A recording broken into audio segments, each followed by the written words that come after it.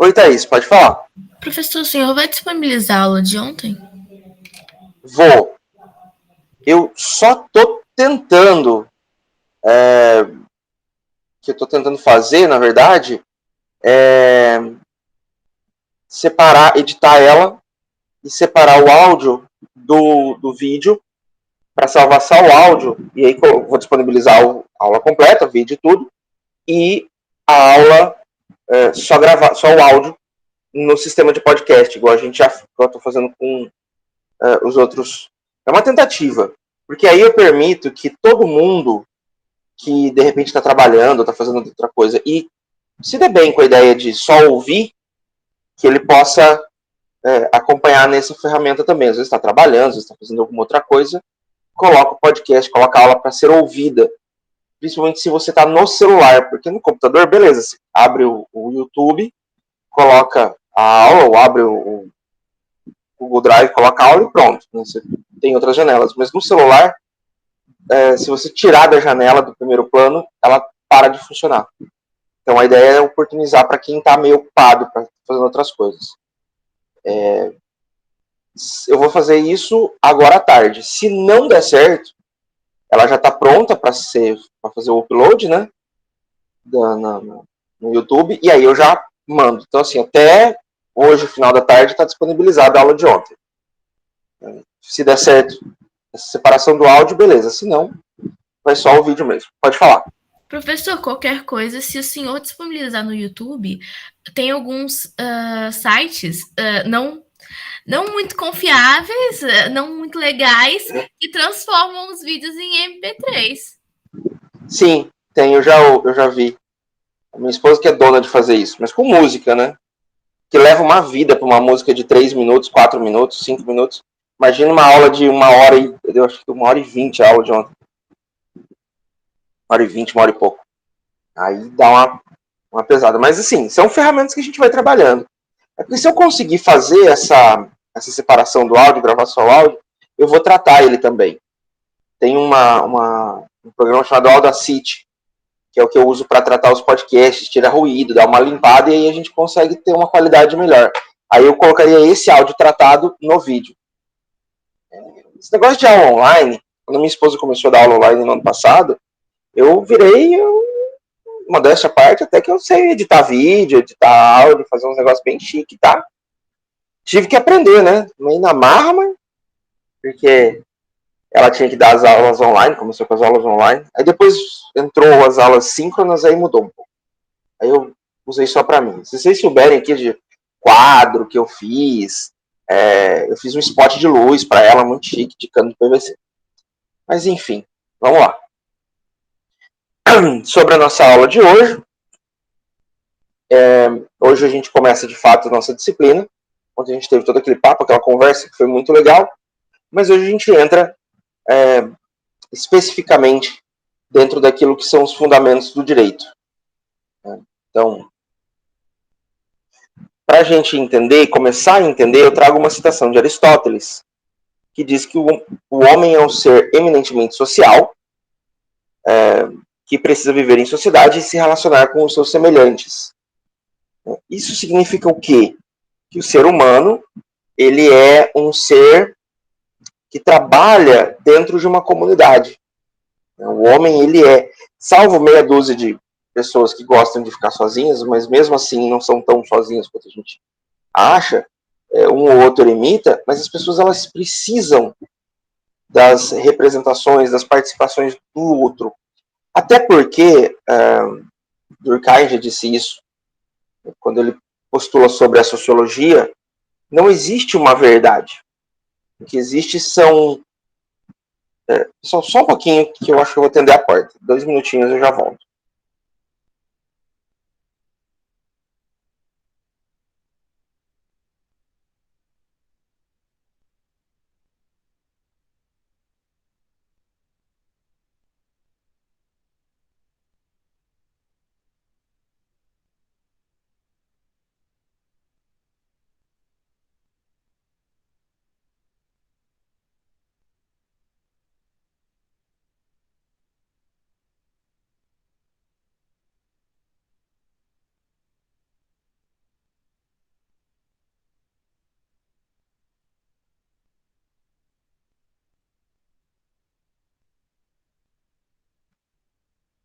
É que hoje a professora de reforço da minha filha vem e ela deve estar chegando daqui a pouco.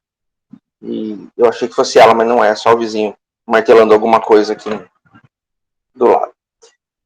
Coisas de se trabalhar em casa, né? De vez em quando vocês vão ver o carro do ovo passando, o carro do gás passando. Ah, beleza. Mas voltando a Aristóteles, o que ele quer dizer com isso? O que ele precisa... o que ele diz? O ser humano, ele é esse ser social, ele precisa do contato, do convívio com outros seres humanos, e, ao mesmo tempo, ele forma a partir de, então, as suas concepções.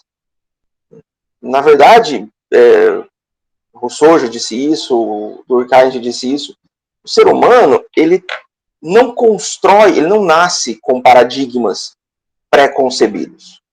Tudo que a gente pensa, tudo que a gente imagina, tudo que a gente tem como argumento, na verdade, são construções sociais e filosóficas que são introjetadas na gente por outras pessoas. A gente vai lendo, vai assistindo, vai ouvindo e vai começando a relacionar isso com as nossas vidas. Ah, mas a gente não pensa por conta própria? Pensa, mas com base naquilo que a gente já viu, com base naquilo que a gente já experimentou, mas também com base naquilo que a gente tem ouvido, principalmente quando a gente fala de pensamento abstrato.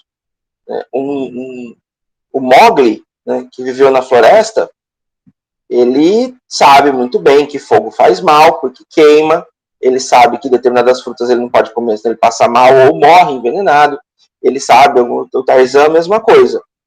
Só que o que diferencia o ser humano dos animais, ao contrário do que muita gente costuma dizer, não é a inteligência. Tá? Todos os seres, e alguns são mais do que os outros, são extremamente inteligentes. Golfinhos são inteligentes, primatas em geral são muito inteligentes, cachorro é inteligente para burro. Tá? Eles sabem o que podem, o que não podem fazer.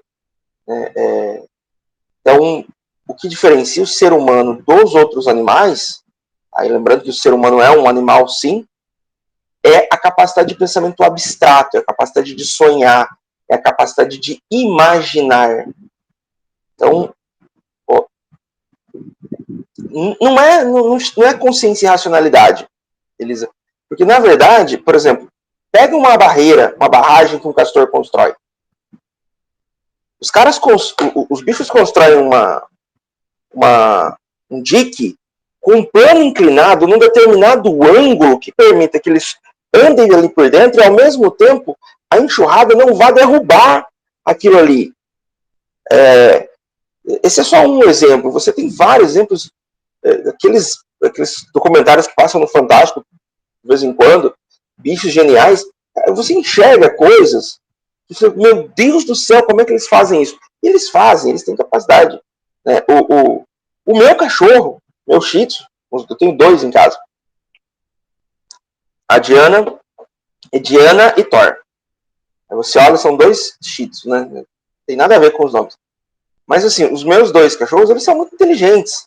Eles sabem a hora que eu tô bravo, eles sabem quando eu brigo com eles, por exemplo. Né? Eu sei quando é o Thor que fez xixi no lugar errado, porque eu dou um berro, falo e ele já sai de lado assim. Né? A Diana, eu sei quando ela tá fazendo errado, porque ela vem e ajoelha no meu pé. Eles são inteligentes. Agora, o que eles não têm é a capacidade de criar. Você nunca vai ver, por exemplo, um gorila criando uma obra de ficção como O Senhor dos Anéis. Você não tem capacidade de abstração. Você não tem capacidade... Eles não têm a capacidade de pensar fora daquilo que rege o mundo deles, do natural. E aí o ser humano, ele só vai conseguir pensar abstratamente a partir de conceitos que ele vai aprendendo ao longo da sua vida. Então, assim, pelo que eu já vi nas fotos e nas câmeras, a maioria de vocês é muito nova. Né? Vocês vão regular aí na média o quê? De uns 20, 25 anos. Então, vocês ainda não têm. Mas mesmo assim, peguem quem era vocês 5 anos atrás. Para quem é mais velho, para quem já está chegando nos 30, pegue quem era vocês 10 anos atrás. E avaliem se vocês são as mesmas pessoas, se vocês têm as mesmas opiniões, têm as mesmas ideologias.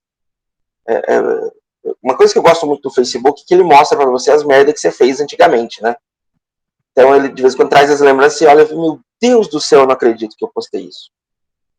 Esses dias eu vi uma foto que eu postei, acho que 7 anos atrás, um mês e meio, isso me marcou muito. Eu postei uma foto em que tem 3 homens negros, um deles é o preso que está sendo julgado, um deles é o advogado ou o defensor, não sei dizer, mas ele está defendendo o réu, e um deles é o policial. E aí vem a legenda: a cor da sua pele não define quem você é, mas sim as suas escolhas. Mentira! 7 anos depois eu aprendi que não tem nada a ver com isso. Que as condições sociais fazem muita diferença, sim. Que a cor da pele define quem você é, sim. E que o cara que virou o defensor, na verdade, ele é um ponto fora da curva. O Joaquim Barbosa, que foi o ministro do Supremo, ele é um ponto fora da curva. Ele não é o padrão. O padrão é o cara chegar para você e olhar no emprego, se você for negro, ele não ganhar vaga, e se ele for branco, ele ganhar a vaga. Porque o racismo estrutural está aí, ele existe ainda. Ele faz parte. A gente está vendo o presidente da Fundação Palmares, que de repente olha e fala que a negraiada é tudo não sei o quê, e tem que acabar com o cabelo black, um monte de afirmações que são ridículas hoje. Vou citar, domingo eu assisti o Fantástico inteiro, tá, gente? Então, eu vou ter algumas referências. Domingo, tá lá a entrevista do Luciano Huck. E o que você acha do conceito que você fez da tiazinha e da feiticeira no programa H da Band? Foi ingenuidade, foi porque o conceito social daquela época, de 20 anos atrás, tudo bem, uma mulher gostosa, com fetiche, com não sei o quê, tratando... Era aquilo que a sociedade pensava. Hoje, aquilo é ridículo. Hoje, ainda tem gente que defende? É claro que tem. Ainda tem gente que questiona? Ainda tem gente que defende isso daí? Sim, tem. Mas isso está ultrapassando, está deixando de ser visto dessa forma. A mulher começa, na verdade está demorando para acontecer, mas ela começa a não ser mais vista como objeto, nem como propriedade do homem. E é importante que a gente fomente essa discussão cada vez mais. Mas assim, o Felipe de 10 anos atrás, o Felipe de 7 anos atrás, eu pensava muita coisa que eu já acho uma grande imbecilidade. E é capaz. Mas por quê? Porque eu. Só porque eu cresci? Só porque eu aumentei a idade? Se fosse assim, se só a idade resolvesse, muita gente não seria igual. Porque tem gente que é igual aos 50 como era aos 20. Não, eu melhorei, eu mudei, eu melhorei, não sei se eu melhorei, não posso dizer isso tão categoricamente. Mas eu posso dizer que eu mudei porque eu li, porque eu assisti e porque eu ouvi coisas diferentes. Então a gente vai absorvendo novas ideias, você vai lendo novas coisas, e é por isso que é muito importante a gente nunca ficar... sim, gente preconceituosa e ignorante também envelhece. Se eles ficarem focados na mesma coisa, nunca evoluir, nunca pensar, nunca buscar a diferença, ele não vai conseguir evoluir como pessoa. Então é necessário que o processo de aprendizagem ele seja contínuo, ele seja permanente. E aí esse relacionamento com as pessoas, ele vai te dando novas visões. Eu lembro uma vez, tem uns 4, 5 anos, nem isso, eu estava, eu não sei se eu falei isso para vocês ontem, mas eu sou analista judiciário do TJ de Mato Grosso, na comarca de Comodoro. Hoje eu estou em teletrabalho, eu espero continuar em teletrabalho o resto da minha vida, porque é outra vida. Para o fórum funciona, para as aulas não. E eu sei que é o seguinte, a gente estava conversando e tal, e eu conversando com na época ele era estagiário na secretaria, e o pai dele é dono de uma concessionária, uma oficina de motos. Yarnibiri, não conheço a palavra, então não vou me atrever a falar, mas eu vou procurar, viu, Elisa? Porque é um conceito interessante. Eu sei que esse cara, o pai dele é dono de uma oficina e tal aqui, e aí a gente falando sobre a questão de empresário, né, que os empresários e tal, e quando eu falo empresário, eu penso naquele cara que, ele é fodão, tá? Ele é o cara. Ele é aquele cara que tem o CEO, que tem o gerente, que tem o presidente, que tem o diretor, que tem não sei o quê, e que ele mesmo nunca pisa na empresa dele. Ele mal sabe, né, quais são as empresas dele, ou quem são os funcionários. Ele não, o trabalho, a empresa dele não precisa dele para funcionar. Isso é o grande empresário, isso é a mão invisível do mercado que atualmente está dando um tapa na nossa cara. Aquele cara, aquele empresário, aquele pequeno ou médio empresário, que o dia que ele não for, a loja não abre, tá? Isso aí não é um grande empresário, isso é pobre igual a gente. Tá? Isso aí é um cara que vive, se ele parar de trabalhar, ele vai falir, ele não vai dar certo, ele vai morrer de fome. Tá?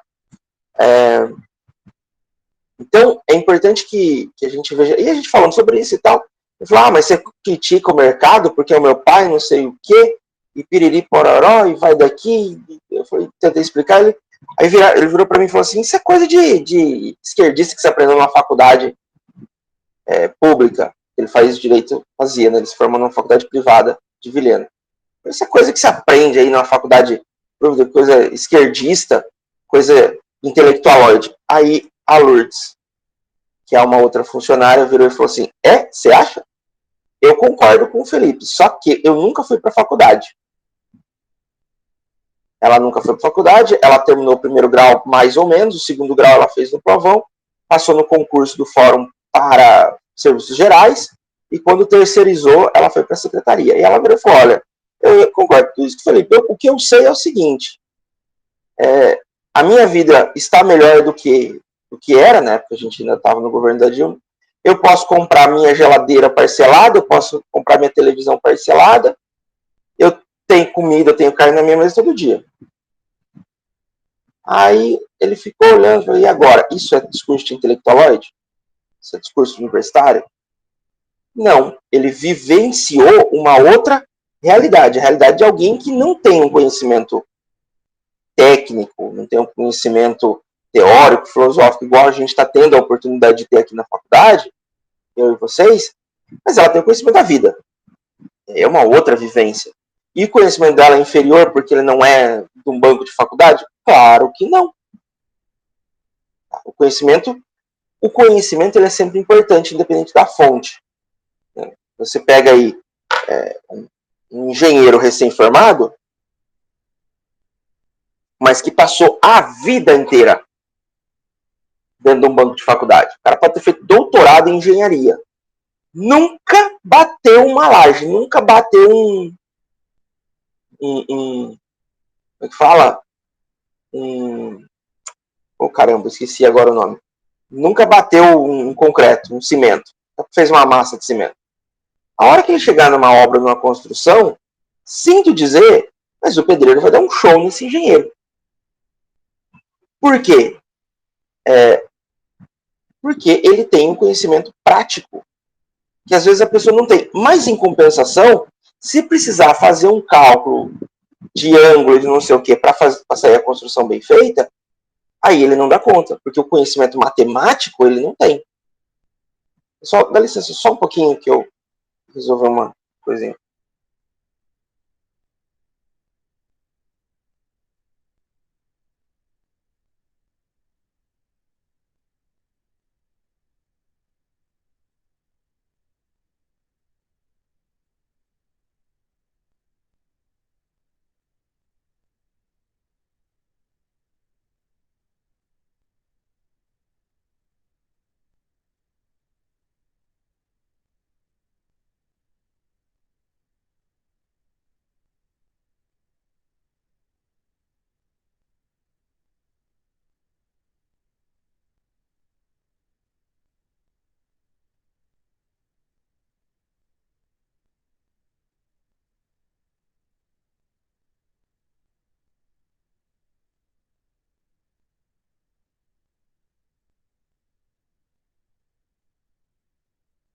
Voltei. Então, a gente precisa entender esse conceito de sociedade, esse conceito de conhecimento, esse conceito de uma forma abrangente. A gente precisa entender que o ser humano ele tem essa multiplicidade de fatores, essa multiplicidade de visões. Infelizmente, livros ainda não são tão acessíveis. É por isso que a gente acaba baixando alguns na internet. E a gente precisa entender essa questão do conhecimento, essa questão da sociedade, como uma parte essencial para a construção do ser humano. E aí, esse conceito de sociedade, né, ele é justamente isso, essa integração, essa realização do ser humano com os seus semelhantes. E por semelhantes, eu falo em semelhantes, na verdade, a palavra semelhantes que Aristóteles emprega não está muito correta. Porque a verdade é que o ser humano é só um. É óbvio que, sei lá, quando que Aristóteles viveu não sei quantos anos antes de Cristo, haviam alguns conceitos. A gente vai estudar a democracia grega, né? E aí a gente vai saber o seguinte: a filosofia grega e a política grega, ela era restrita ao cidadão, que é o homem livre, proprietário de bens. Então, por isso que ele fala em seus semelhantes, digamos assim. Mas hoje a gente entende que não existe essa de semelhantes ou diferentes. Nós somos seres humanos e ponto. Todo mundo, o sangue que corre nas veias do afegão, do europeu, do chinês, do brasileiro e do estadunidense é o mesmo.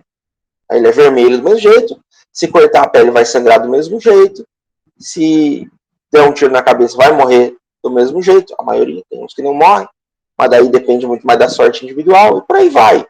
A gente tem que entender que o ser humano, ele é um ser humano. Quem sabe um dia a gente entenda que a sociedade precisa quebrar esse paradigma de divisão, né? Quebrar essa coisa de muros, que as pessoas precisam se entender.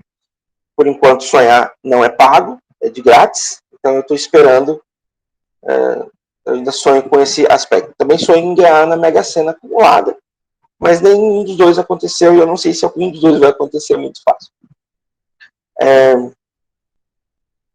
Eu tô falando aqui, não parei para não perder a linha de raciocínio, mas agora que encerrei uma parte, eu tô acompanhando aqui os comentários, as mensagens. E eu vou falar para vocês que eu não conheço esse cara, esse Steve Pinker. E eu vou procurar saber quem ele é, justamente para a gente... para mim conhecer, porque é sempre interessante conhecer novos horizontes. Não, mas só sobre a questão que o senhor falou sobre a capacidade de abstração, né, ser do ser humano, né, e a criatividade. E o Steven Pinker, ele é um dos maiores, ele é psicólogo, mas filósofos que a gente pode falar agora da atualidade. E aí alguém estava falando que viu uma palestra e que viu que a aprendibilidade era um conceito do Leandro Carnal, do Steven Pinker. Sim. Desde 1989. Só que o que acontece muito é as pessoas falarem de conceitos e não mencionarem suas fontes, sabe? Mas é chato. Alguém falou que é paia isso. Paia é o quê? Palha? Deve ser, né? Mas, voltando à aula, eu queria perguntar sobre o Rousseau, né? A questão da boa índole, que as pessoas nascem com boa índole, né? Significa chato ou sem graça, palha. Sim, é bem chato, sem graça, né? É horrível. E aí, o Leviatã eu nunca li, professor. O senhor pode falar um pouquinho sobre o Thomas Hobbes e o Leviatã? Eu vou falar, a gente vai falar sobre isso. Então, o Rousseau, ele tem essa teoria. A gente vai chegar lá. Já vamos falar. Então, assim, só para a gente contextualizar, o ser humano, o ser primitivo, né, o ser humano pré-histórico, ele era de fato individualista, no sentido de que ele não se aglomerava, e também naturalista. Ele era um coletor e caçador, primeiro só coletor, depois ele desenvolve ferramentas para caça, e aí ele começa a entender, mas isso a gente está falando lá da pré-história mesmo, e ele começa a entender que se ele se aglomerar, se ele se socializar, fica mais fácil as coisas. Ah, beleza, vamos caçar um mamute. Um cara sozinho caçar um mamute é quase impossível. Mas quando você junta 10, 15 caras para caçar um mamute, fica mais fácil. Beleza, eu estou sozinho ali. Uma hora eu tenho que dormir. O ser humano, mesmo desde o começo, na verdade, o ser humano é um bicho muito mal armado pela natureza, né? A gente tem garras, né? A nossa unha é mais frágil, por mais que isso não se aplique tanto, né? Hoje a gente é bem mais frágil, mas mesmo na época pré-histórica, o ser humano ele tinha membros relativamente curtos, ele não era lá muito veloz, as garras eram frágeis, nós sempre tivemos um nariz mais proeminente do que a boca, o que atrapalhava eventual mordedura. Você percebe, por exemplo, que caninos, em geral, eles têm um focinho alongado, é para isso, é para poder morder, tá? É biologicamente evolutivo. Por isso que o ser humano é capaz desse pensamento de criar ferramentas, porque é uma questão de racionalidade criar ferramentas. Não, isso já foi provado. Acho que é o Hobsbawm que falou isso. Hobsbawm. Não, é um outro. É um historiador. Agora eu não esqueci, não me lembro o nome. A criação de ferramentas, ela é tanto pela questão da racionalidade, mas também pela questão da criatividade do ser humano. Pessoal, já volto. Vou atender. Agora é a professora.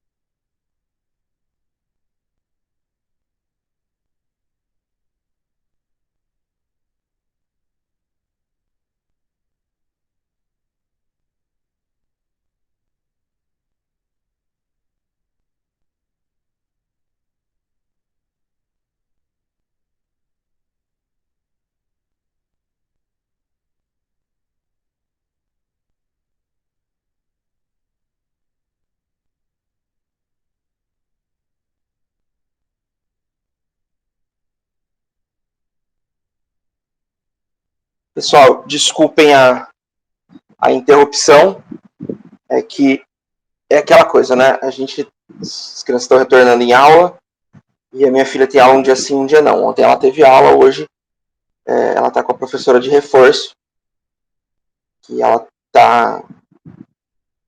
Essa pandemia foi muito ruim para ela, na verdade. Ela acabou não desenvolvendo muito bem, e está um pouco atrasada. Mas voltando ao nosso homem pré-histórico. Então a gente entende que o ser humano pré-histórico, ele começa a perceber. Ele vai dormir, beleza. Nesse momento que ele vai dormir, ele não tem muitas defesas. O que ele faz? Ele fica, em tese, ele fica vulnerável a predadores. Ele começa a perceber que se tiver uma aglomeração, se tiver um grupamento maior, pode ficar alguém acordado, algumas pessoas acordadas, alguns indivíduos desse grupo despertos, protegendo o grupo, enquanto os outros descansam. Então ele começa a perceber que essa aglomeração, essa junção de pessoas, ela é muito interessante. E ele começa a se socializar. Então esse processo inicial de socialização, ele é por interesse. Ele é porque ali vamos ter uma condição melhor para a sobrevivência. Mas a partir de então, esse processo de socialização evolui ao ponto de se criarem civilizações. Ao ponto de se criarem grupamentos com pensamentos semelhantes, com pensamentos que vão se afinando. E aí começam a criar também as regras sociais, as regras de convívio. Então, a partir do momento em que se cria um grupo, se criam também regras de convivência. Essas regras de convivência são justamente aquilo que vai dar origem ao direito. A gente vai chegar mais para frente.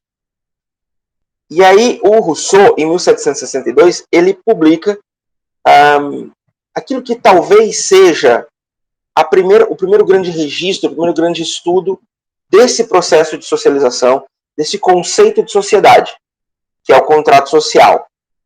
A sociedade surge a partir de 1762? Claro que não, ela já existia muito tempo atrás. Né?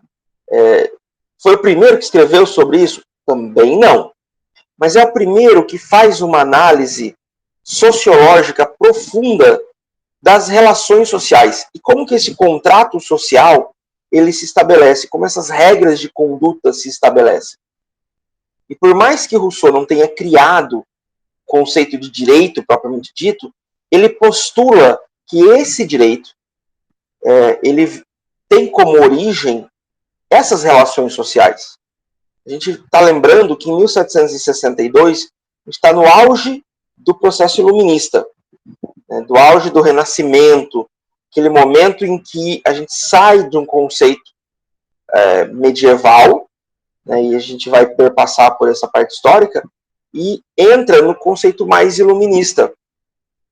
Então, Rousseau, ele postula esse conceito social, e aí ele traz uma ideia interessante, que ele diz que o ser humano nasce bom, mas a sociedade o corrompe. E, como tudo, né, a gente precisa entender postulados e teorias dessa galera no conceito do que eles tinham de pensamento na época. Nós estamos falando aí de uma obra de 250, 260 anos, mais ou menos. Uns 260 anos.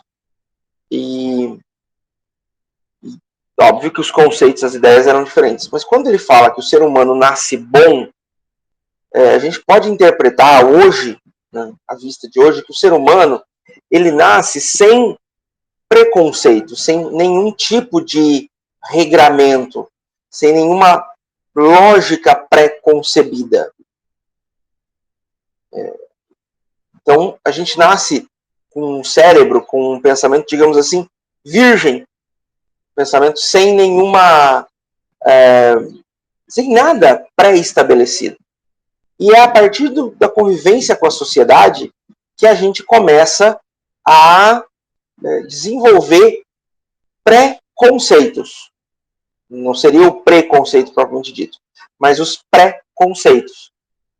E aí eu trago aqui dois conceitos que são de Péchet, na verdade de Péchet não, de vários pensadores da linguística, mas Péchet é quem talvez explane melhor isso, que são os conceitos de intra e interdiscurso. E aí nós temos como intradiscurso aquele discurso, digamos assim, que a gente leia, ouça, receba, processe e retome. E o interdiscurso é o chamado discurso atravessado. É aquele discurso pré-concebido que está nas nossas ideias e que ele é inconsciente. Ele não é um discurso consciente, propriamente dito, mas ele é inconsciente, ele sai sem que a gente perceba. E existe muito disso até hoje. Por exemplo, logo que morreu a Marielle Franco, eu estava conversando com a minha mãe sobre isso. A minha mãe, ela tem 2 faculdades, ela tem 2 pós-graduações, servidora pública aposentada, uma mulher até capaz de pensamentos bastante interessantes. Mas ela virou para mim e falou assim, nossa, mas ela era uma negra bonita? Eu imediatamente falei, mãe, por que negra bonita? Por que simplesmente não bonita? Por que você tem que definir o negra? Ah, não, é só um jeito de falar, do jeito que eu falo loura, bonita. Não é. Certas coisas a gente não tem que discutir com mãe, né? Com mãe a gente não pode bater muito de frente. Mas, assim, a gente discute com outras pessoas. E é interessante ver isso. Assim, o discurso pré-concebido, né, esse discurso pré-existente, atravessado, é de que o negro é feio. E aí, quando você tem um negro ou uma negra bonita, ele se destaca, ele se sobressai. O problema tá que tem branco feio pra burro, tem mulato feio pra burro, tem mulato que é lindo, tem mulato, tem branco que é lindo, e tem negro que é bonito, tem negro que é feio. Então, assim, não é a cor da pele que define se é bonito ou se é feio, é a pessoa. Né? Simples assim. Até... Ai, porque loiro nórdico é tudo bonito. Mentira, gente, tem uns alemão, você vai na... eu nunca fui na Alemanha, mas gosto muito da cultura alemã, meu pai tem ascendência alemã, porque tem uns alemão feios pra burro. Tá? Eu já vi em filmes, nas Olimpíadas é ótimo pra gente analisar isso. A gente tem um povo nórdico, da Islândia, da Suécia, que é feio pra burro. Ah, mas não, é porque eles são feios, a pessoa é feia. E é feio pra mim, tá? Deixar isso bem claro. Meu conceito de feio. Eu acho feio. Compensação, tem gente que é lindo, tá? Tem gente que é louro, de olho azul, é bonito. Branco, de olho castanho, de cabelo castanho, lindo. Negro, de olho verde. Preto, de olho verde, lindo. E aí isso é muito pessoal, né? Como dizia meu avô, que é um feio, bonito lhe parece. Então, esses conceitos que a gente vai aprendendo, isso é o que Rousseau fala de a sociedade que o corrompe. Toda essa volta é para falar de Rousseau mesmo. Então, a sociedade, como que a sociedade o corrompe? Com esses pré-conceitos. E a gente tem muitas coisas que trazem. No Brasil, especificamente, a gente tem algumas muito voltadas para o preconceito negro, também para o preconceito LGBTQIA+, e também com as mulheres, apesar de com as mulheres é um pouco menor, não que não exista, tá? Não estou dizendo isso. Mas o trabalho de socialização de respeito à mulher, ele é mais antigo, digamos assim, então a gente já conseguiu quebrar alguns paradigmas. Só por isso também. Mas algumas vezes a gente não percebe, tá? A gente não entende isso.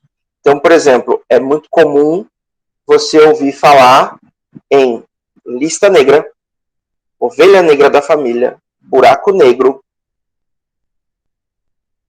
O que é a lista negra?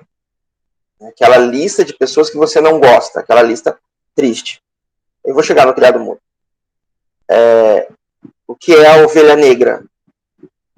A ovelha negra é aquela coisa diferente, aquele que foge ao padrão, que é a pessoa ruim da família. Né? O buraco negro é aquela estrutura espacial. Eita, eu sabia e esqueci, Esther. Eu vou fazer aqui um meia-culpa, perdão. De novo, o intradiscurso. Eu sabia, eu já tinha lido isso. E aí eu simplesmente não me atinei e falei de novo sobre o mulato. Então, perdão, novamente. E aí a gente tem esses termos, e eu caindo naquilo que eu estou falando para a gente evitar. Mas é realmente difícil. Tá? E aí você tem isso. Né? Mas aqui tem a palavra negro em destaque. Né? Assim como no mulato você tem o radical mula. Mas alguns outros, eles são mais sutis, eles são mais detalhados, como o criado mudo. O que é o criado mudo? O criado mudo é aquele móvel que fica do lado da cama. Então, só que em tempos medievais, a gente pode dizer, não é, infelizmente, em tempos bem recentes, há pouco mais de 100 anos, né, você tinha senhores que botavam os seus escravos em pé a noite inteira, segurando uma jarra d'água do lado da cama. E eles não podiam falar nada, ele era um criado. Se permanecia mudo. Mas nem todo mundo sabe disso. Nem todo mundo sabe da etimologia da palavra, da história dessa expressão. E de repente ele fala, não é por maldade, não é porque ele é preconceituoso, conscientemente. É porque está introjetado dentro da sociedade. Pode falar, Elisa. Então, para isso, a gente cria as normas jurídicas, né? Então, isso que tem a ver com a teoria do direito, né? O Estado, né? A pessoa jurídica do direito público, politicamente organizado, e aí isso tem a ver com o Montesquieu também, a tripartição dos poderes? Na verdade, isso não tem tanto a ver. Isso não tem tanto a ver com Montesquieu. Montesquieu é mais organização do Estado. Mas a norma jurídica, então, ela ajuda para que essas relações de opressão sejam... que essas relações de opressão não acabem. Ai, meu Deus. Acabem. Elas não se perpetuem, né? Perpetuem. Isso. Então, o Estado... Então, o Estado é coercitivo. Isso seria, então, a questão do coercitivo, né? Porque você, por exemplo, você não pode mais bater no seu empregado porque isso está fora da lei. Então, você tem um Estado regulador, né? Então, na verdade, antes da gente chegar no Estado e na lei, a gente passa pela construção da sociedade. Ah, tá. Então, então o senhor está explicando a construção de sociedade. Exatamente. E isso tem a ver aqui, porque isso tem a ver, então, porque não existia sociedade antes de 1762, mas o Jacques Rousseau foi um dos pensadores intelectuais na Revolução Francesa e os direitos do homem. É isso? Isso. E, na verdade, o que acontece? Já havia um pensamento de sociedade, já havia uma estruturação, a gente vai ver que desde aí dos sumérios, dos assírios, a gente tem essa construção de Estado e sociedade, mas o Rousseau é o primeiro que botou isso de uma forma no papel. Até então era muito falado, a gente vai lembrar que na Grécia Antiga, nós não tínhamos muito costume de você fazer o registro e a escrita. Era tudo muito à base de palestras, muito à base de conversas. E não haviam escribas o suficiente para acompanhar tudo que eles falavam. Então, muitas vezes, a gente vai ter situações em que coisas foram faladas, coisas foram ditas por esses pensadores, principalmente os 3 grandes filósofos, mas não só, claro, Platão, Aristóteles e Sócrates, mas a gente tem Pitágoras, Tales, Solon e Drácon, né, que a Amanda citou. A gente vai aí um sem fim de filósofos, mas nem todos eles eram registrados. Justamente, por que Aristóteles, Platão e Sócrates têm mais visibilidade? Porque eles foram os que trouxeram mais pessoas ao seu redor que pudessem escrever e transcrever aquilo que falavam. Quando a gente chega na Revolução Francesa, na verdade, antes da Revolução Francesa, no princípio do Iluminismo, no Renascimento, tem-se o conceito de que você tem que espalhar aquilo que você fala. E aí você começa a escrever e mandar cópias disso para outras pessoas que vão replicar, que vão reescrever. Isso vem já da Idade Média com as questões da própria Bíblia, né? Eles tiraram essa ideia de um conceito medieval de que você tem que replicar a palavra de Deus. Então você tem, quanto mais obras exaltando o divino tiverem, mais cópias disso. Não à toa que os mosteiros eles eram centros de saber, até um certo ponto, era um saber, óbvio, limitado àquilo que lhes interessava. Quem assistiu O Nome da Rosa aí, se não assistiu, eu recomendo. Sabe que tem certas coisas que são tabus, são limitados dentro da igreja, porque desconstruíam questões que a igreja trazia. Mas a ideia de você espalhar esse saber inspira também os pensadores da Revolução Francesa, os pensadores do Iluminismo, que passam a escrever e publicar isso. Então não é que Rousseau criou a sociedade ou o conceito de sociedade, mas ele é o que mais espalhou esse conceito em termos de obra escrita. E ele trouxe um conceito, né, que altera... eu fechei o seu áudio, estava dando eco, Elisa, desculpa. Então ele traz esse conceito de uma forma mais específica, mais clara. E mais do que isso, a gente tem que lembrar que, principalmente durante a época grega, nós estamos falando de cidades e estados. Então, aquilo é mais relativo a um espaço restrito. Em geral, Atenas. Ainda que Tebas, Esparta e algumas outras cidades tenham seu destaque, né, ele tem que pensar também que Rousseau fala isso para todo mundo.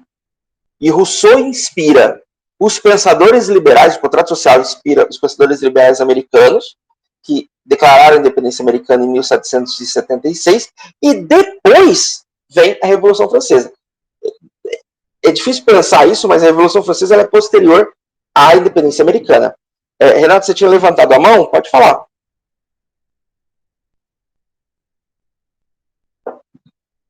Renata, seu áudio está fechado. Perdão, professor. Desculpe-me não poder tê-lo conhecido ontem, porque eu estava, ao mesmo tempo da aula, eu estava trabalhando, então eu também estou em teletrabalho, e aí justamente o horário da aula. Mas, assim, só para eu entender, minha primeira aula é hoje, a questão da teoria do direito. Você está citando Rousseau, está citando Thomas Hobbes, o próprio Montesquieu, né, na tripartite do direito, porque na teoria do direito, nós vamos estudar essa coisa da contribuição, né, o direito é algo criado pelo homem, o direito não vem do além, certo?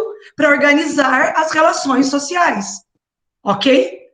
Então, sim, esse vai ser o mote, desculpa, eu não pude, tá? Eu peço mil desculpas de assistir essa aula hoje. E assim, eu estou assim, um pouco só querendo me situar. Quais vão ser os motes, os tópicos abordados para nós em teoria do direito?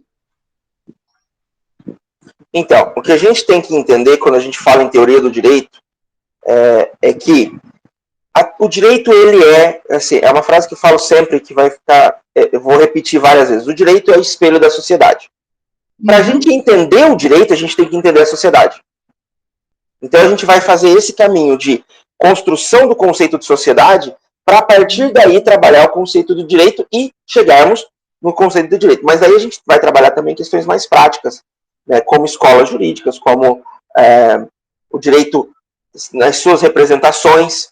Então, hoje a gente vai, na verdade, trabalhar mais esses conceitos, mas a partir de amanhã a gente vai entrar mais na área do direito propriamente dito.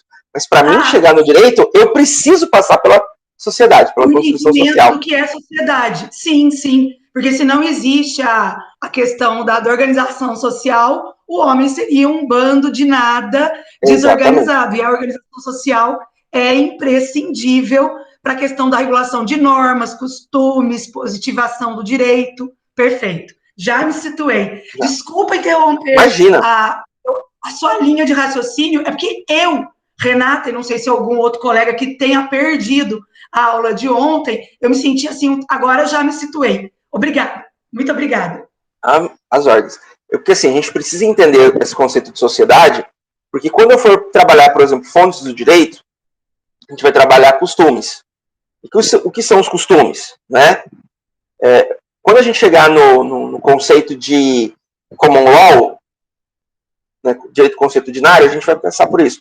E aí, como a Amanda falou, eu vou postar, se você não estava no início da aula, até o final da aula de hoje eu vou postar a aula de ontem, porque eu estou tentando fazer as coisas. E ontem foi mais uma apresentação, a gente falou sobre as atividades, não falamos sobre a disciplina em si.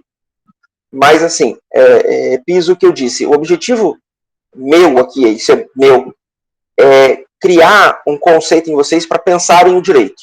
Pensarem o direito na sua fonte, na sua origem. Porque vocês vão ter muito tempo dentro da faculdade para vocês entenderem de lei. E lei e direito, eles não são a mesma coisa. Muitas vezes a lei entra em conflito com o direito. E aí, tem uma frase que eu acho tão interessante, do 20 anos depois, do Alexandre Dumas, quando o Atos, para quem não conhece, o 20 anos depois é a sequência direta dos Três Mosqueteiros, que se passa, como o nome dá um spoiler, né, 20 anos depois do fim dos Três Mosqueteiros. E o Atos, ele está instruindo o filho dele, o Raul, quando ele vai para a capital, vai entrar no exército e tal, e ele fala assim, eles estão numa capela, numa igreja que tem túmulos, e eles se aproximam do túmulo de um rei e falam, esse aqui é o túmulo de um rei. Não importa quem é o rei é o homem. A realeza é o espírito. No dia que um entrar em conflito com o outro, abandona o material em troca do espírito. E isso se aplica a várias coisas. A gente também tem uma citação do Edward Culture, que é mais ou menos nessa linha, que é o seu trabalho é defender a lei. O dia que a lei entrar em conflito com o direito, abandona a lei em favor do direito. A gente precisa tomar isso como base. Seria muito fácil para a gente, daí não sou só eu, mas para todos os professores do curso de Direito, e a gente vê alguns varejão do ensino falando sobre isso, fazendo exatamente isso, chegar aqui e despejar lei, direito, uns conceitos soltos aqui e ali, e fazer de vocês replicadores daquilo que já está escrito. Né? Advogado de copiar e colar. Mas não é esse o objetivo da UNEMAT. O objetivo da UNEMAT é fazer de vocês pensadores do direito. Não só os direitos, mas todo o conceito de universidade que a UNEMAT tem é de fazer o pensamento, de criar esse pensamento. Óbvio que em alguns momentos a gente não tem como abstrair muito. Vocês vão pegar aí processo, principalmente as disciplinas processuais. Não dá para entender muito. Prazo de recurso de apelação criminal, 5 dias. É 5 dias, não dá para abstrair 5 dias. Né? É 5 dias e ponto.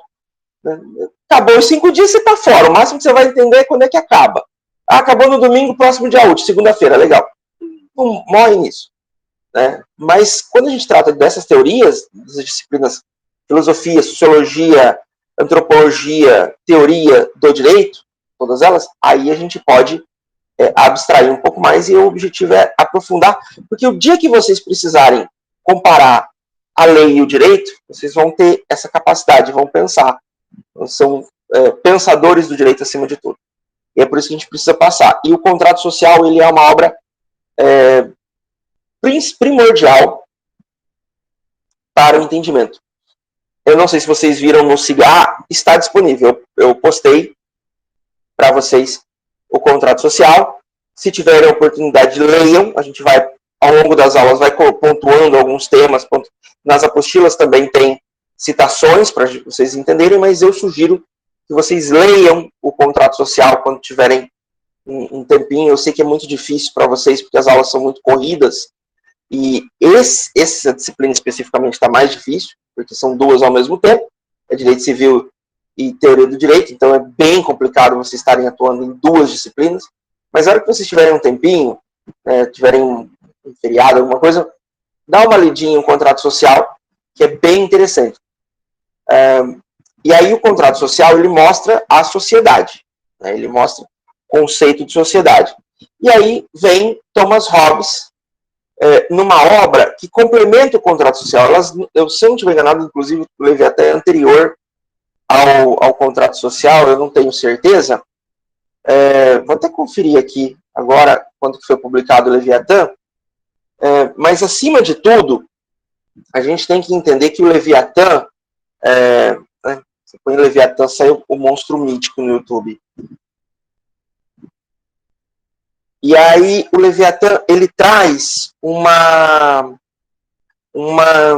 novo conceito, que é o conceito do Estado, publicado em 1651, ele é mais 100 anos antes do que o contrato social. Só que elas se complementam, porque enquanto o Rousseau trabalha com a sociedade, o conceito de sociedade, o Leviatã, do Thomas Hobbes, ele traz o conceito de Estado.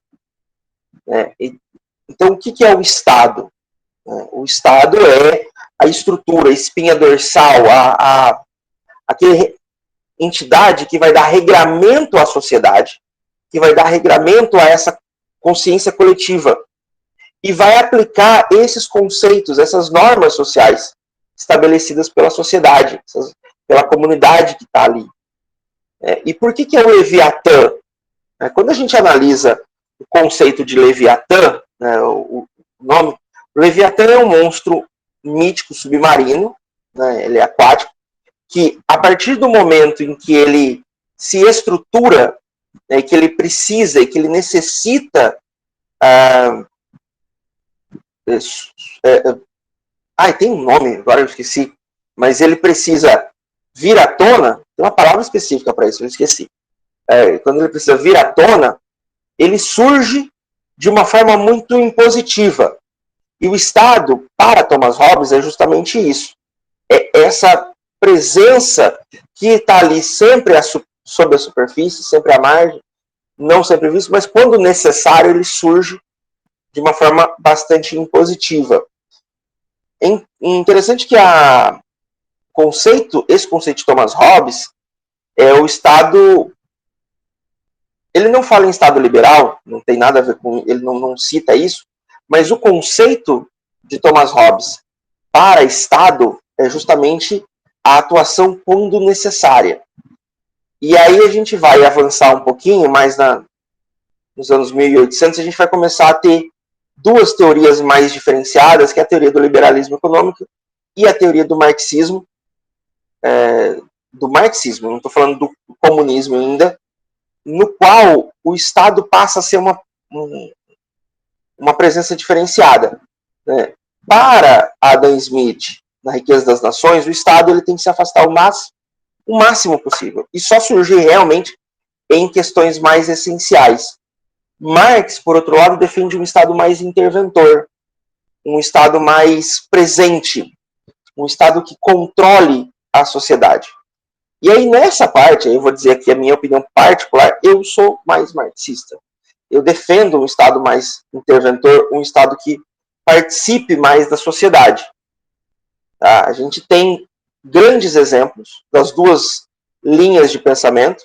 De um lado, a gente tem aí os Estados Unidos, que é o grande representante, talvez, do liberalismo econômico. É um Estado afastado, é um Estado distante, mas é o Estado que não cobra impostos, onde um iPhone custa menos de $1.000, onde gasolina custa $3, $4, realmente o custo de vida é bem mais barato. Só que, se você precisa de um atendimento médico, você está lascado se você não tiver dinheiro. Você precisa de educação superior, não existe faculdade pública. Agora que existem os colleges, é uma coisa bem recente, de uns 10 anos para trás. Então, quando o seu filho nasce, a primeira coisa que você faz é fazer uma poupança para a faculdade. E aí ele chuta o pau da barraca e queima tudo no final de semana.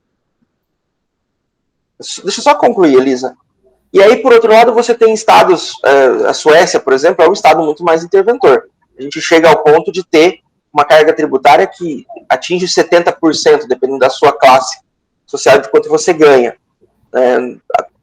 Dependendo de quanto você tem, o imposto de transmissão de herança chega aos 90%. Só que, em contrapartida, não existe faculdade privada.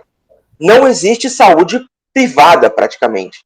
né? Escola básica privada existe só para quem quer, mas não é. A escola, ao ponto de, acho que é na Suécia, é obrigatório o serviço militar para todo mundo que tem 18 anos, e o cara leva o fuzil para casa quando ele sai. Tá? Então, assim, é um estado interventor, mas ele te dá tudo. Você vai comprar um carro, você tem subsídio do governo. Você vai comprar uma casa, você tem ajuda do governo. Tudo o governo está ali para te ajudar. Então, aí é opção minha, eu prefiro pagar mais impostos e ter mais coisas do Estado do que pagar menos impostos e ter que pagar tudo do meu bolso. Pode falar, Elisa. Oi, nessa discussão, eu estou aqui com o livro do Bobbio, e ele fala a questão da democracia, né? E aí, ele está falando aqui, ó, direitos do homem, democracia e paz são 3 necessários do movimento histórico. Sem direitos do homem reconhecidos e protegidos, não há democracia. Sem democracia, não existem as condições mínimas para a solução pacífica dos conflitos. E aí, a gente vai abordar os temas autocracia e democracia, que aí foge, né? Foge da questão de socialismo ou capitalismo. Se a gente fica com um tirano, porque eu fiz essa conexão porque tem Maquiavel lá no meio da referência bibliográfica, né? Uhum. Então, a gente está falando, então, sobre na teoria do direito, o surgimento do Estado democrático de direito. Seria isso? Com os direitos do homem, com tudo isso. Que a Renata, assim como eu, a gente tem um pouquinho mais de tempo aí na vida. E aí a gente tem que ter mais ou menos um norte, né? Que eu estou vendo aqui, eu estou tentando fazer essa conexão com o texto do Bobbio. E tem outra, então, sobre o Estado Democrático de Direito. Ele pode ser um Estado democrático de direita, por exemplo, a Angela Merkel, na Alemanha, ou pode ser um Estado democrático de direito, apesar que tem rainha, tudo, como a Dinamarca. Seria isso? Que é socialista. A Dinamarca é socialista, tanto que você não pode ter plano de saúde, eles proibiram plano de saúde para que não tenha privilégios, né? Para que as pessoas, se você estiver passando mal, qualquer pessoa do mundo que estiver passando mal e for num hospital na Dinamarca vai ser atendido, assim como aqui no SUS também, no nosso Sistema Único de Saúde. É isso que o senhor está tentando falar para a gente? Sim, porque assim, é importante a gente deixar claro, estilos de governo, opções político-econômicas, elas só existem e só podem ser debatidas e discutidas se houver democracia. A gente vai falar sobre o conceito de democracia, com certeza, tá? Porque não existe possibilidade de você ter discussão sobre formas de governo, sobre construção de Estado, tá? E principalmente escolha, se você não tiver a democracia, se você não tiver a capacidade. Por exemplo, quando você tem nos Estados Unidos, é um estado, a essência realmente do Estado liberal. E aí, de repente, você sai do Bush filho, né? E passa para o Obama, que defendia implantações de programas mais voltados a uma intervenção social, tá? Então, você vai ter, por exemplo, o Obamacare, você vai ter a criação dos colleges, que são intervenções do Estado dentro da sociedade. Uma aproximação, uma interseção maior do Estado dentro da sociedade. Mas isso foi conseguido como? Através do voto. Aí uma galera achou que não estava bom, que estava demais. Aí elegeram o Trump, um liberal. Aí viram que o troço estava ruim. Agora elegeram o Biden. É um democrata, você vê que ele não é comunista, ele não é de esquerda, ele não é nada, mas ele defende uma intervenção maior do Estado. E por aí vai. Se você não pode fazer essa troca, você não tem o que discutir. Eu não tenho que discutir a possibilidade de instalação de um Estado liberal ou um Estado mais presente, quando eu falo, por exemplo, em Coreia do Norte, onde você não tem eleição, onde você não tem escolha, onde você não tem nada, aí é imposição. Aí é autocracia. Aí não ainda que haja governo, né, teoricamente não há Estado. Tá? Ela se autodeclara socialista, mas ela pode se autodeclarar alienígena, se quiser. Porque ninguém pode entrar lá, a gente não sabe nem o que se passa lá dentro. Né? Assim como, daí entrando nesse aspecto mais político, eu vou dizer para vocês, porque a União Soviética não deu certo, porque Cuba não deu certo como socialista, o comunismo não dá certo no mundo. Gente, péssimas referências, tá? A União Soviética foi uma ditadura. O que foi pensado por Marx e Engels, o que foi pensado até por Lenin e Trotsky, e o que foi posto em prática depois, tem nada a ver um com o outro. Então, a União Soviética foi uma autocracia, foi uma ditadura. Por mais que existam pessoas que gostem do Che, a verdade é que o governo Castro em Cuba também foi, e aí o governo Castro em Cuba teve mais um problema, que foi o bloqueio econômico. Né? Então, assim, Cuba deu certo dentro dos limites que podia dar. Mas a verdade é que dizer que ele era uma democracia, não é uma democracia. Tá? Então, assim, quando você lê o Manifesto do Partido Comunista, quando você lê o Capital do Marx, e aí você olha o que foi a União Soviética, você fala, então, não foi a mesma coisa. Então não dá para dizer, o socialismo não deu certo. O comunismo não vai dar certo no mundo por uma outra questão que diz mais respeito, na minha opinião, com as questões sociais, com as questões individuais do ser humano, do que com políticas, né? É muito difícil para o ser humano, a gente gosta de estar melhor do que o outro. Né? E aí, de repente, eu olhar o meu vizinho que trabalha no mesmo lugar que eu, e ele tem uma caminhonete e eu tenho uma moto, que o Estado deu, não, isso está errado. Mas por que ele deu por que o cara tem uma caminhonete? Porque ele tem uma família, e eu sou sozinho, eu ando de moto também. Então a gente precisa... Eu acho que é por isso que o comunismo não dá certo. Não tem nada a ver com... exatamente isso, vaidade, individualidade, egocentrismo. O mundo está muito egocentrista, muito eucêntrico. Né? O mundo está no eu. Então, a gente acaba tendo uma outra questão que entra aí, não a questão social. Mas o Hobbes, na verdade, estou avançando o que a gente vai discutir. O Hobbes, ele traz o Estado como essa organização que vai reger. Mas por que eu falei, então, que o Estado ele é essa estrutura e não existe quando há teocracia ou oligarquia ou qualquer governo antidemocrático? Né? Aí eu vou ter que parar agora com esse comentário da Esther, eu vou ser obrigado a parar, porque eu assisti, eu não sei se vocês assistem, eu recomendo, o Greg News, com o Gregório do Vivier, e eu não sei se foi o último ou o penúltimo episódio, ele faz uma referência, ele fala sobre, e daí tem uma fala do Jeff Bezos, ele fala literalmente, tá? Isso aí, fala o seguinte, eu tenho tanto dinheiro que eu não sei o que fazer com ele, então eu vou gastar, né, a Blue Origin, que é a empresa espacial dele, a Blue Origin é um jeito de eu gastar o meu dinheiro para poder ir para o espaço. Aí eu fico pensando que um outro bilionário, que não é tão bilionário quanto Jeff Bezos, tá gastando rios de dinheiro para dar um jeito de reciclar água aonde a gente tem problemas de abastecimento de água, que é o Bill Gates. Tá? E a Microsoft é considerada um dos melhores lugares do mundo para se trabalhar. A Amazon, os funcionários têm hora e limite para ir no banheiro. Tá? Vocês estão entendendo a diferença?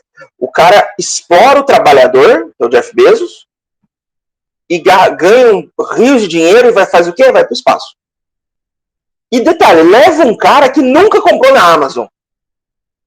O cara que foi lá, o menino de 18 anos, que é o astronauta mais novo da história, ele nunca comprou nada na Amazon.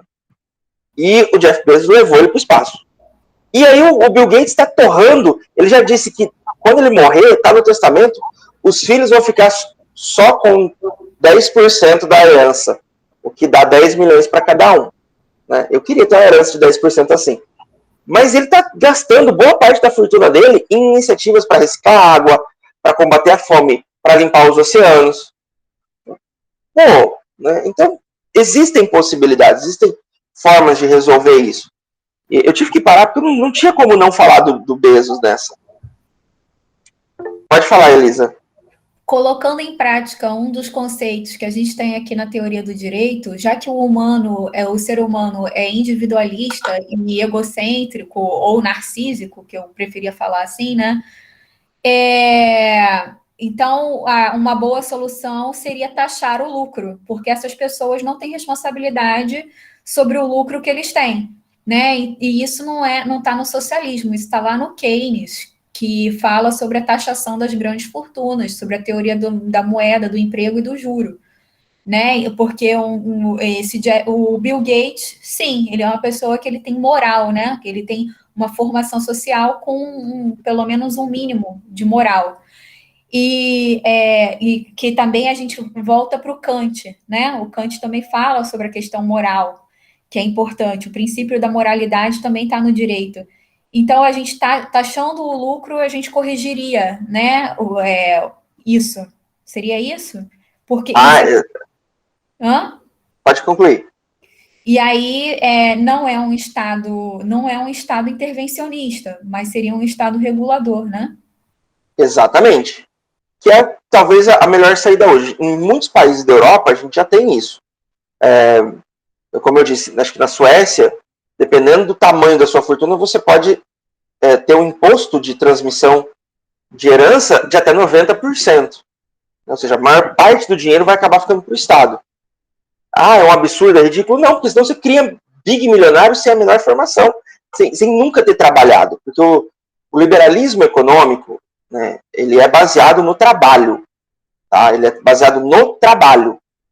Então, quando você tem um cara igual, sei lá, o Thor Batista, que nasceu bilionário, ou o filho do Temer, que nasceu milionário, que já tem uma fortuna aí de milhões, esse cara nunca vai trabalhar na vida. Para que ele vai trabalhar? E aí, uma das grandes questões está justamente nessa taxação das grandes fortunas. Se você olhar as propostas do Boulos na campanha de 2018, elas são bem interessantes. Por exemplo, a gente paga até 27%, não, até 17% do valor do nosso carro, quem tem, em imposto, IPVA. Tá? Independente se o seu carro é um Palio, um Celta, ou é uma Amarok. Agora, o cara que tem um jatinho, que tem uma lancha, que tem um helicóptero, ele não paga IPVA. Tá? Ele tem o mesmo imposto de um cara que tem uma bicicleta. Se você for avaliar, o imposto de renda talvez seja o menos injusto, mas ainda assim ele é muito injusto. Por quê? Porque ele é escalonado, claro, né? Mas daí a gente vai olhar e vai pensar assim, hoje o meu salário bruto como analista judiciário é na casa dos R$6.000. Então eu estou no teto, na categoria máxima, eu pago 27,5% de imposto. O meu chefe, que é um juiz que está ganhando, né, entre tudo, quase R$30.000, também paga 27,5%. Aí você pega os sócios do Itaú, que no ano passado lucraram 9 bilhões de reais para ser distribuído entre 11 pessoas, eles recebem isso como prolabore, como renda, ou seja, eles não pagam imposto disso. O Brasil está quebrado. O Brasil está quebrado porque a gente não cobra imposto direito. Tá? A gente paga, no Mato Grosso, 32% de ICMS, praticamente todo. Só que o agronegócio, tá? Que ninguém é pobre, ninguém é pobre exportando soja. Eles não pagam ICMS, eles são isentos.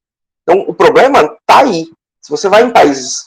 É por isso que eu falo que o Brasil ele não tem nada de política econômica. Ele é uma política econômica que não funciona de jeito nenhum. Eu dei como exemplo países nórdicos, Suécia e tal, porque eles cobram muito imposto e te dão muita coisa. os Estados Unidos, ele funciona. Né? Aí vai de você gostar ou não daquilo. Ele não cobra quase nada, mas também não te dá nada, você tem que ter dinheiro para pagar. O Brasil, ele cobra como um país interventor e oferece como um país liberal. Então tá errado nesse ponto. Pode falar, Elisa. Então, a questão da teoria do Estado, né, o Estado coercitivo. Então, por exemplo, por dívida, você pode ser preso, sim, se você não pagar imposto, né?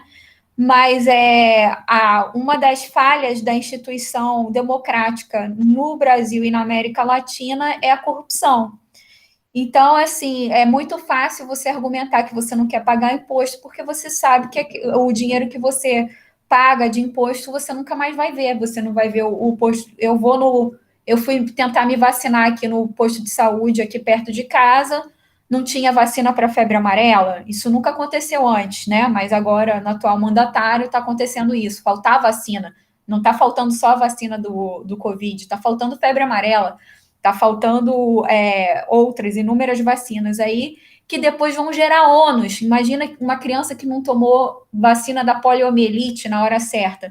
Então, você assegurar a saúde universal e a educação universal é um dever de um Estado regulador, né? A Alemanha, a saúde é universal, a educação na Alemanha também é universal. Mas a gente pode, então, falar que a nossa democracia é débil, né? Ou frágil, ou uma república de bananas, porque a gente tem muita corrupção, e além de muita corrupção que nós temos, o combate à corrupção é pior do que a corrupção. Né? O combate da corrupção nos causa muito mais ônus, ao invés do dinheiro do combate voltar para o povo de alguma forma, ou as estruturas não voltam mais, né? Seria isso? E são justificativas para vender, por exemplo, a Petrobras, ou de alguma forma, né, para uma pessoa do agronegócio, que eu dou razão, para todo barão do agronegócio, falar, eu não vou pagar imposto. Por quê? Porque não vai para o bolso dos políticos, não vai para... Eu não vou ver, como é que é? As pessoas comerem, ou uma escola melhor. A gente poderia fazer essa analogia? Olha, assim, na verdade as causas são muitas. Primeiro, a gente tem uma causa histórica, tá? O brasileiro, eu estou generalizando, ele é um indivíduo que, em muitos aspectos, ele tem uma deficiência de formação, tá? E isso não é a nossa geração, ou aqui, ou a educação... Não, isso é de sempre. Você pega aí os livros você pega o livro do Laurentino Gomes, que fala sobre a chegada da família real no Brasil, em 1808, e você percebe que estrangeiros já passam por problemas no Brasil naquela época. Tá? Quase 200 anos atrás, estrangeiros tinham problemas de comércio. O brasileiro era ótimo, era lindo, até a hora de mexer com o negócio. Tá? O objetivo do brasileiro era dar o golpe. Então, assim, você vai ter história de gente que comprou caixa de peixe, do fundo era de pedra, né? Ou você ia comprar sal e você tinha uma camada embaixo, uma camada em cima de sal de qualidade, no meio terra, tá? Por conta desses problemas. Aí você tem uma formação de uma estrutura de oligarquia e de poder que foi baseada em troca de favores, tanto na coroa portuguesa, que estava instalada no Brasil, quanto depois, tá, nos reinados de Dom Pedro I e Dom Pedro II. Dom Pedro II deu uma diminuída nisso, ele era um cara, mas ele não acabou. Tá? A verdade é que a gente, tanto que a nossa... na verdade, ele pode, porque é teoria. Tá? O direito ele é construído a partir de teorias e práticas. Então a gente tem os dois. E aí você tem a construção. Hoje, especificamente, se a gente for analisar, nós temos aí cerca de metade da população brasileira é de mulheres, metade da população brasileira é de negros ou pardos, mais 80% da nossa composição legislativa é de brancos, homens brancos ricos. Então, assim, né, quem é que faz as leis? Faz as leis para todo mundo? Para vocês terem uma ideia, olha só para vocês. A gente tem uma democracia que agora completou 30 anos a Constituição de 88. 30 anos. O Afeganistão viveu um regime de autoridade e de abusos e tudo, e agora tem 20 anos, está fazendo 20 anos, que teve invasão americana e melhorou. Mesmo assim, tinha mais mulheres proporcionalmente no parlamento afegão do que tem no parlamento brasileiro. Tá? O Partido da Mulher Brasileira, ela, curiosamente, não tem uma deputada eleita mulher, e o presidente é um homem.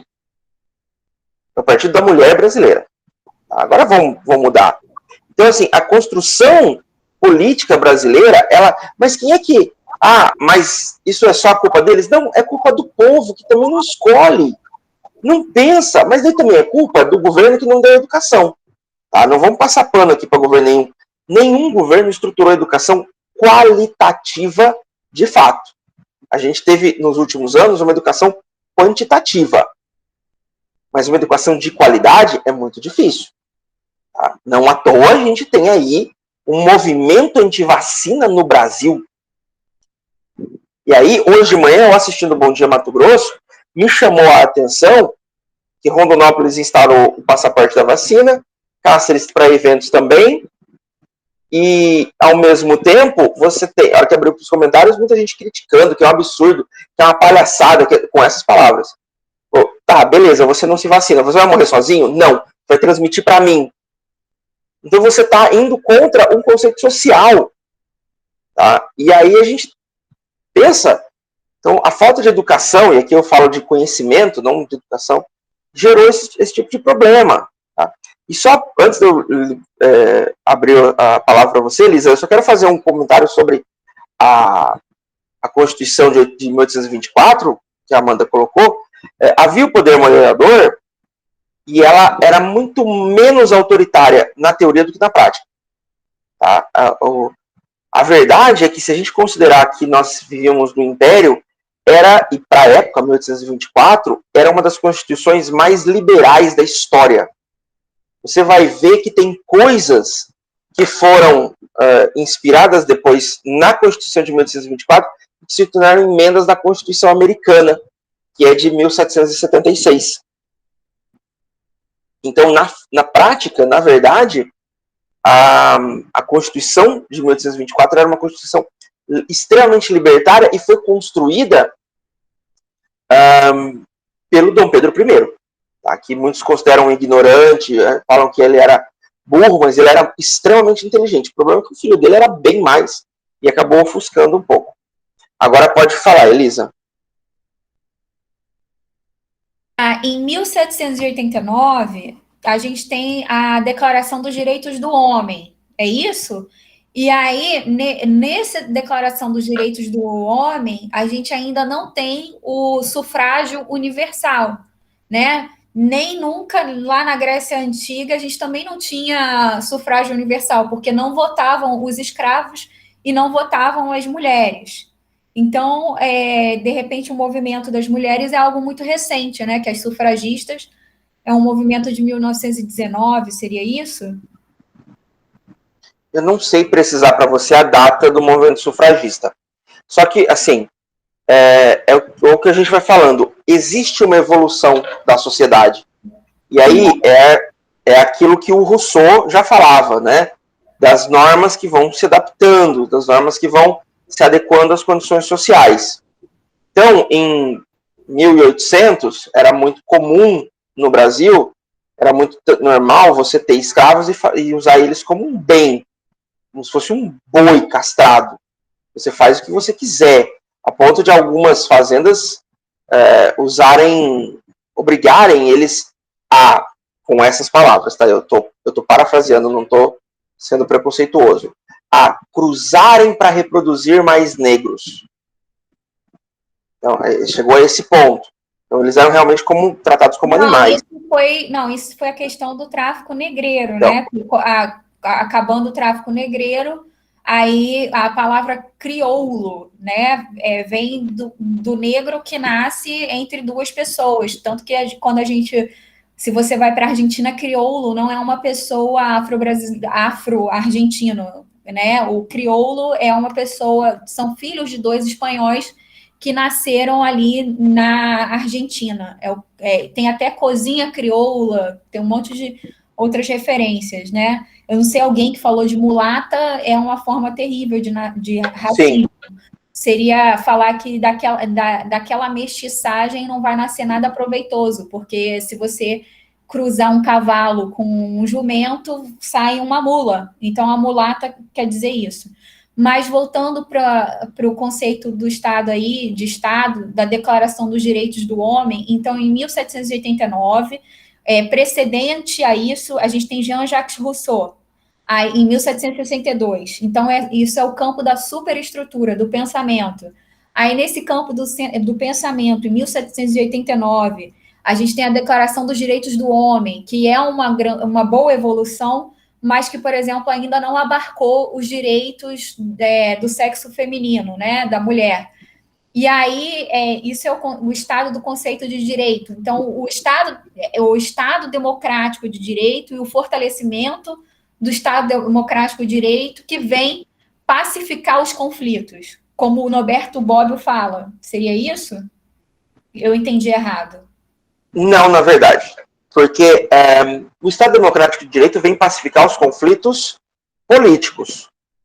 Ou tem essa tese, né? E aí é onde a gente chega, por exemplo, na Revolução Francesa, que a gente tem os jacobinos e os girondinos, que tem o surgimento do conceito de direita e esquerda, tá? Então, assim, só para lembrar, o conceito de esquerda, ele não surge com o comunismo, mas ele surge na Revolução Francesa, e curiosamente a esquerda não era comunista, nem um pouco.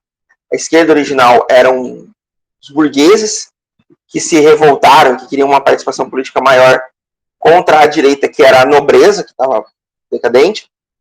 Mas o que acontece? O que vai acontecer? O Estado Democrático de Direito, ele é calcado naquilo que se compreende como sociedade e como socialmente aceitável. Em 1762, ainda se entendia como aceitável a escravidão. Você tem aí, os Estados Unidos declararam a sua independência em 1776, 78. Uma coisa assim. Pô, beleza, os caras eram incríveis e tal, pá. Liberais para burro, tinham umas ideias bem diferentes do que estava vigorando na Europa. Né? Saíram da independência direto para a República, o que foi um movimento completamente diferenciado, porque na Europa ainda se vivia a monarquia. E aí, se você for olhar, todos os que assinaram a Declaração de Independência eram senhores, tinham escravos. Não é o George Washington era um grande senhor de escravos, ele era comerciante de escravos. Então, direitos sociais e não sei o quê, mas o escravo não estava abarcado aí. E é isso que eu falo quando a gente vai evoluindo. Então, até essa época, até os idos de 1800, a escravidão era vista como natural, como normal, né? E aí a gente vai evoluindo, e já nos idos de 1800, a evolução social, o crescimento social vai entendendo que a escravidão começa a ser ruim. A escravidão começa a ser prejudicial. Isso são os costumes. Tá? Aquilo faz parte da sociedade. Até 15 anos atrás, a gente pode dizer, chamar... Só um pouquinho, pessoal.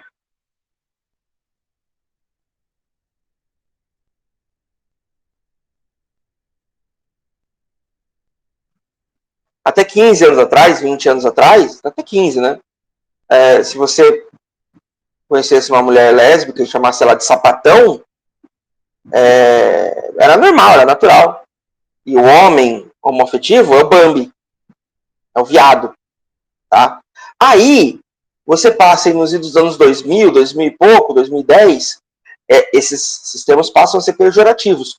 Hoje já há uma reinventação, já há uma reimaginação desse termo. Então hoje o movimento LGBT, o movimento lésbico, já assume o conceito de sapatão. Eu já sou sapatão com orgulho. Mas por que é sapatão? De onde que vem esse termo de sapatão para designar a mulher lésbica?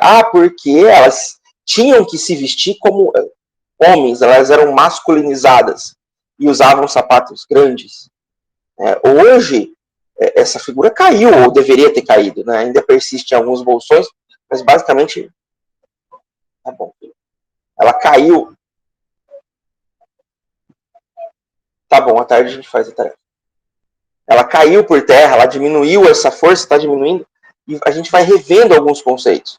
E essa evolução social, ela é extremamente importante. É importante a gente entender que existe duas questões que a gente tem que fazer quando a gente analisa a sociedade em tempos anteriores. A primeira nós não podemos avaliar essas sociedades, esses conceitos, pela visão de hoje. Senão a gente vai acabar tendo problemas sérios. A gente vai acabar trazendo referências que não são benéficas. Então, aquilo que se viu há 200, a 100, a 50, a 30 anos atrás, ela não pode ser julgado de uma forma igual ela seria julgada se acontecesse hoje. Mas, ao mesmo tempo, a gente não pode normalizar essas condutas, porque senão a gente corre o risco de mantê-las hoje em dia. Então, eu posso entender a escravidão como algo aceitável em 1800? Posso e devo. Eu posso entender ela como justa, como algo correto? Não, porque senão eu corro o risco de trazer esse mesmo conceito de correção da escravidão para hoje. E aí é onde eu estou quebrando um paradigma, mantendo um paradigma que a gente está lutando muito para quebrar.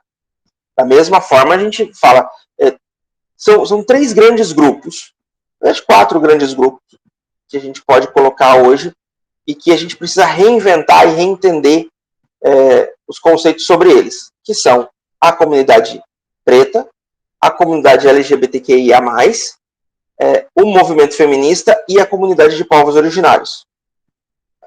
Porque você sai desses 4 aspectos, quem que sobra? O homem branco, rico, indo-europeu. Tá? E a gente tem que entender que existe sim uma dívida histórica, existe um conceito histórico, a gente precisa analisar o passado de acordo com a visão do passado, mas tomando cuidado para não normalizar e trazer esse passado para hoje em dia, e manter o mesmo discurso, e manter os mesmos conceitos. E a gente precisa trazer isso. E, ao mesmo tempo, é que a gente tem que olhar com muito cuidado algumas questões. Por exemplo, uma questão que é muito discutida no Brasil até hoje.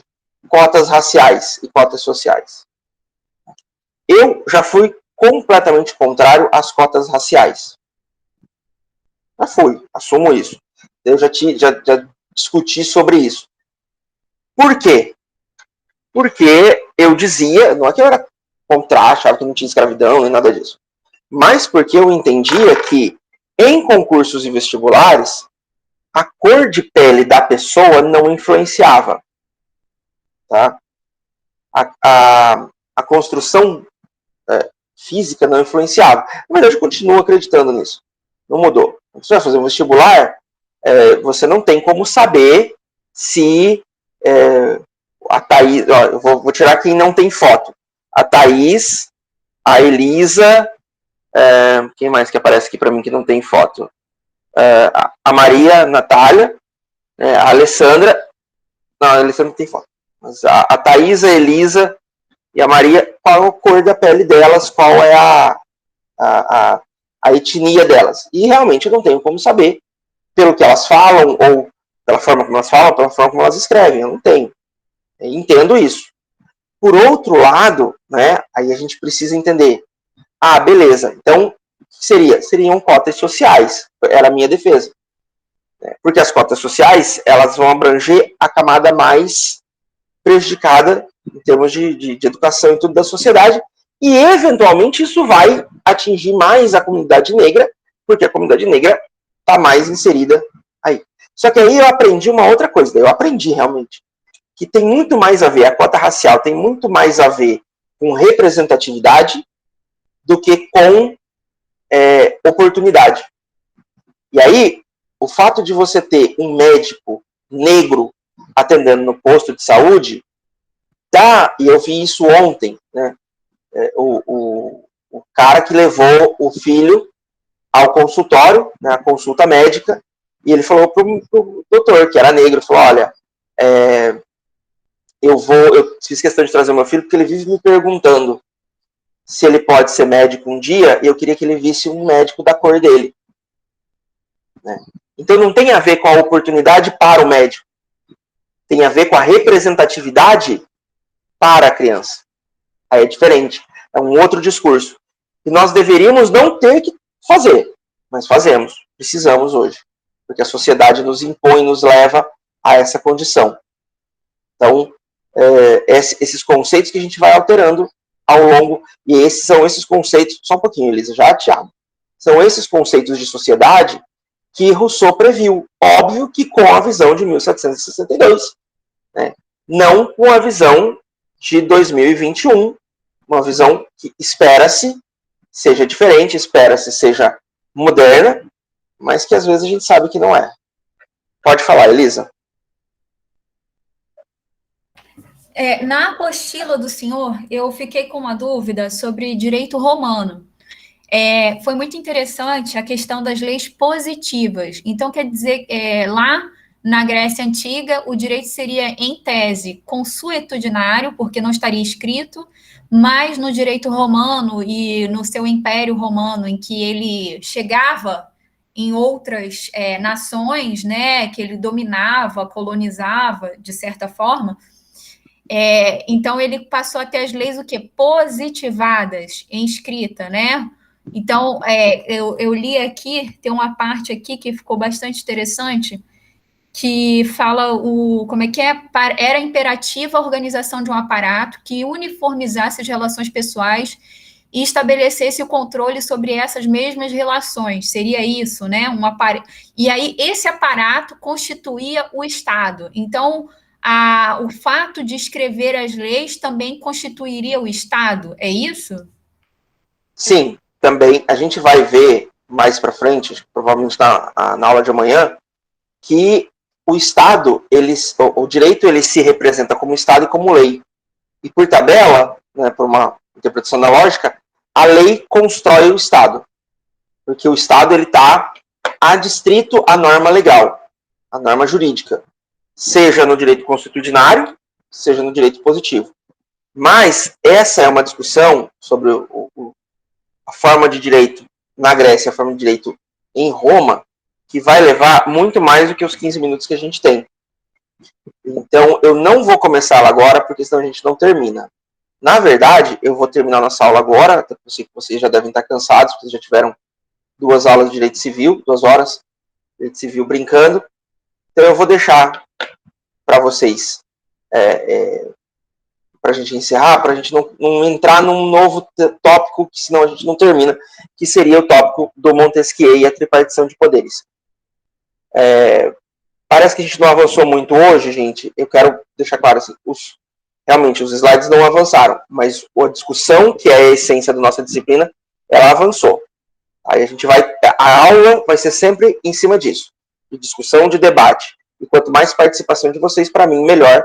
Eu gosto porque eu consigo me desafiar.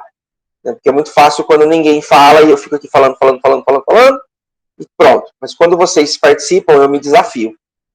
Sim, vou disponibilizar os slides, Amanda. Então, assim, só para a gente encerrar a aula de hoje, eu gostaria de agradecer vocês. Vamos trabalhando esses conceitos. E, de novo, a gente precisa entender o conceito de sociedade, porque a sociedade é quem cria o direito. Tá? E como a sociedade cria o direito ele é sociável, digamos assim. É necessário que haja essa sociabilidade.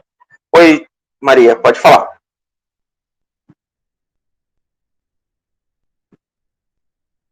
Maria Natália? Você levantou a mão? Ah, tá bom. Então, assim, só para a gente encerrar. Sociedade é direito, direito é representação de sociedade. Não existe sociedade sem direito, ainda que haja sociedade sem lei. Porque o direito ele é a norma, ele é a representação da norma de convivência. E foi isso que Rousseau postulou no contrato social. Pessoal, nos vemos amanhã às 9h. Muito obrigado mais uma vez pela paciência e até mais.